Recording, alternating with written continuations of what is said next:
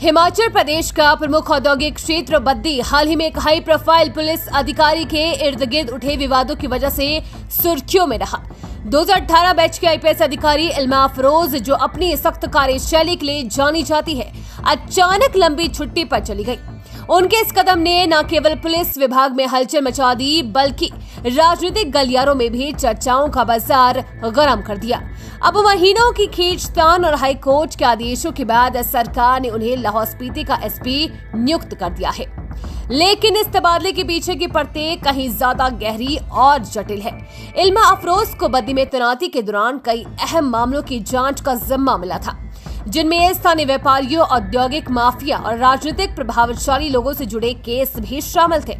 उनके काम करने के अंदाज ने जहां आम जनता में भरोसा बढ़ाया, वहीं सत्ता के कुछ केंद्रों में बेचैनी भी फैला दी।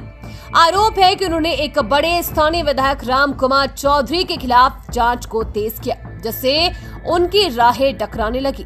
नवंबर 2024 में मुख्यमंत्री के साथ एक बैठक के बाद इल्मा अचानक लंबी छुट्टी पर चली गई। सरकार ने इसे एक सामान्य प्रशासनिक प्रक्रिया बताया, लेकिन स्थानीय सूत्रों का कहना है कि इल्मा पर भारी दबाव था। सूत्रों के अनुसार उनके खिलाफ आंतरिक जांच की धमकी दी गई थी और यहां तक कि उनके निजी जीवन को भी निशाना बनाने की कोशिश की गई। इल्मा की अनुपस्थिति में सरकार ने एसपी बद्दी का अतिरिक्त कार्यभार विनोद कुमार को सौंपा, लेकिन मामला तब और पेचीदा हो गया जब एक स्थानीय नागरिक सुच्चा सिंह ने हाई कोर्ट में याचिका दायर की, जिसमें इल्मा को दोबारा बद्दी का एसपी नियुक्त करने की मांग की गई। सुच्चा सिंह का दावा था कि इल्मा की छुट्टी असल में एक प्लान रिलीफ थी, ताकि उन्हें केस से दूर किया जा सके। हाई कोर्ट ने शुरुआत में इल्मा के तबादले पर स्टे लगा दिया, जिससे सरकार पर सवाल उठने लगे। लेकिन जब इल्मा 40 दिन की छुट्टी के बाद लौटी तो उन्होंने बद्दी के बजाय सीधे पुलिस मुख्यालय में ज्वाइन किया। सरकार ने कोर्ट को बताया कि इल्मा ने खुद बद्दी से ट्रांसफर की मांग की थी, लेकिन क्या ये सच था या फिर सत्ता के दबाव में लिया गया फैसला? इल्मा के लाहौल स्पीति ट्रांसफर की अधिसूचना जारी होने के बाद कई सवाल खड़े हुए।